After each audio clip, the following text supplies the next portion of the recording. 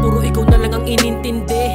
Pinagbigyan kita ng ilang ulit pero mas lalo ka pang tumindi. Nakakarindi, paulit-ulit, tila ba hindi ka nagbabago? Para mo ba kung pinunit-punit? Ganyan ka ba talaga sa aking katarantado? Sabi mo sa akin magbabago ka, pero may bago ka na pala, tarantado ka. Kala ko hindi mo na magagawang lokohin ako, putang ina, bakit nahuli kita sa may litrato pa? Ngayon bistado ka, ngayon wala ka nang dapat ipaliwanag.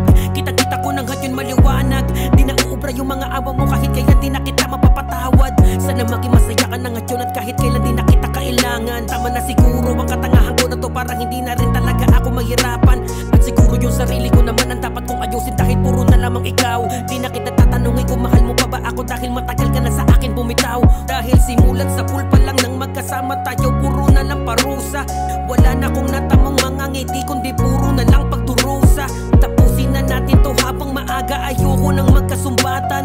Di na kita babalikan kaya simulan mo na akong kalimutan. Kaya ko naman mag-isa, mabuhay nang wala ka at hindi ka kasama. Dahil sa labis na iyong mananakit, nawalan na ng gana at magkasabik.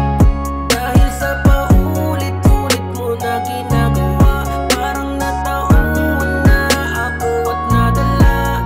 Sawang-sawa na ako sa mga panloloko mo.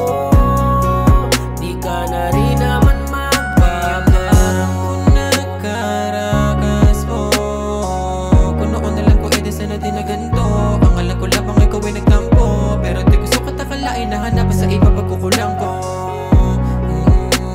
Masakit alam ko na alam mo, dahil sinanay mo ko araw-araw ikay aking katabi. Masaya palagi tayo at nakangiti, pero napalitan ang lahat ng bigati. Pipilitin ko na lamang alasan sa puso at sa isip, kahit alam ko na hindi madali. Dahil para sa akin ay sa kaniwatan mo ba sa langit, para ako'y sa gabi, pero di ganun nangyari. Sabihin mo sa akin ano ang problema, bakit ganito? Di ko alam ano bang pagkukulang ko, bakit mo sa akin nagawa ito?